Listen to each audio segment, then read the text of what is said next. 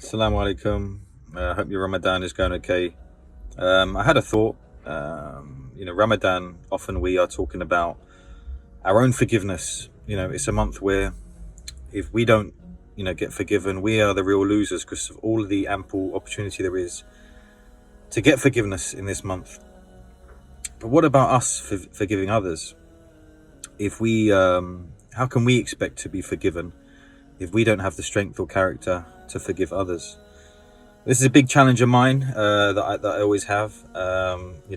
It's tough, isn't it? Somebody may hurt you, somebody may annoy you, you may see somebody as completely against what you believe or against what you are.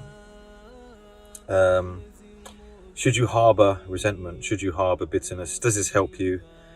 As a Muslim, what should you do? And I think if we truly want forgiveness, then we should be looking to forgive others as well. So that's something that today's hit me that I will work on this month. There's an example I want to actually mention, and it's a famous story about the Prophet, peace be upon him, was sat with the companions, and an ordinary looking man came into the masjid, and the Prophet, peace be upon him, said, "There comes a man of paradise."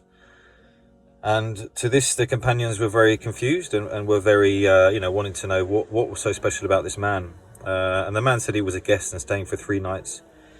And one of the companions kept a close eye and couldn't quite work out. This guy was doing nothing extra that you'd think, wow, he deserves paradise. And at the end, he was asked, "What do you think it is?" And he said, I don't really know, but what I do is, before I go to bed, I ensure that I forgive everyone.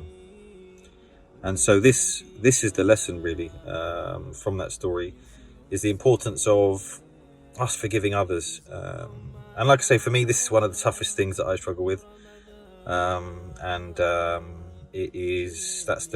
showing real strength, isn't it? Forgiving those that have wronged you, letting go, and as I say, how can we really ask for forgiveness if we're not willing to forgive ourselves?